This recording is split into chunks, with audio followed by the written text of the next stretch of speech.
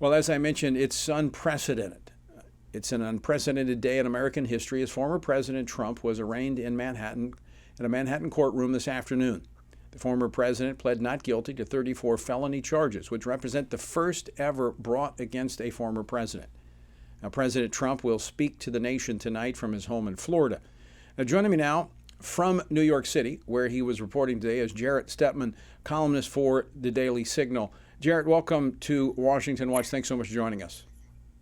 Thank you so much for having me. All right, so you were in New York today at the courthouse. Tell us what you saw. Yeah, it was quite a scene at the courthouse. I got there around 11 o'clock this morning, Eastern Standard Time, when there was a few hundred people. That crowd grew to, I would say, many thousands of people. They filled the streets. They filled the front of the courthouse.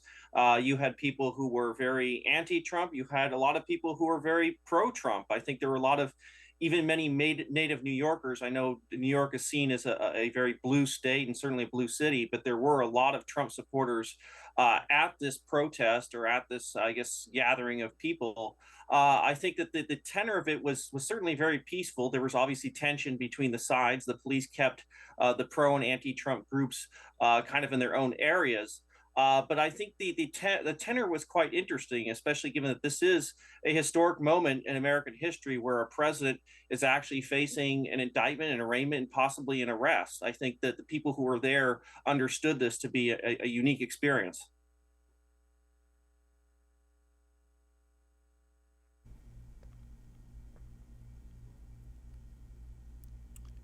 Jarrett, have you had an opportunity to review the indictment or the DA's statement? Yes, there's been 34 charges that Alvin Bragg, who is the district attorney in New York, brought up, which has brought up falsifying business records. I think that, especially talking to those who are lawyers, I think there's this general feeling that the charges are what some have described as thin gruel. And I think that that is definitely what you got from the crowd even before this came down, that this was essentially a political charge against a former president because of his governing philosophy, because of who he was. That this standard is being held to now former President Donald Trump that wouldn't be held to other people, especially when you have in New York City a district attorney who's become very well known for dropping the level of charges for many criminals in the city, for being very soft on crime, which I think was definitely something that you saw on signs from many protesters today, saying that, well, why isn't District Attorney Alvin Bragg, going after the real criminals here in New York? Why is he going after the former president? I think that was definitely the attitude that I heard from a lot of people on the street here today. Many were expecting President Trump to address the crowd on his way out, but he did not. He left, went straight to the airport. He'll be addressing the nation tonight. Was there an expectation there on the ground that he would speak?